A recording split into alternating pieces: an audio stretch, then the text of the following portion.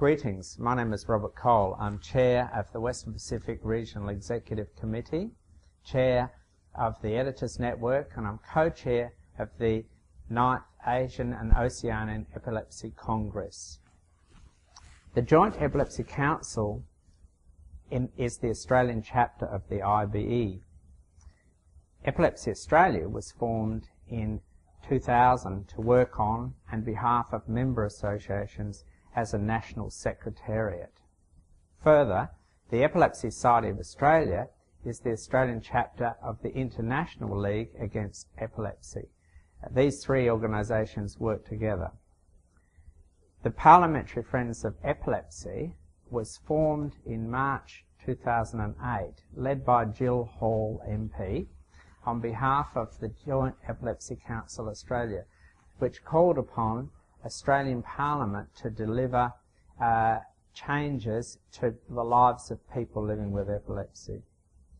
In 2009, the convenors of Parliamentary Friends announced an important inquiry into the impact of epilepsy in Australia.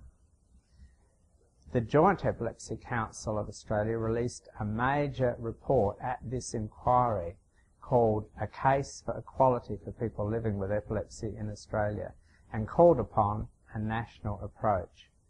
It identified 6 key areas that will produce systematic and lasting change in delivering a fair go for all Australians living with epilepsy.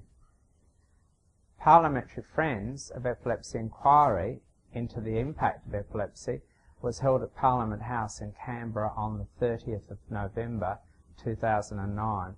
Over 360 submissions were received and 13 important recommendations were made. In 2011, applications to the Health System Capacity Building Development Fund were made. A submission was sent to the Federal Government by Epilepsy Australia. This proposal covers what Epilepsy Australia and each state-based organisation is doing, supporting advocacy, client support, education and training of people with epilepsy, health and community service providers, etc.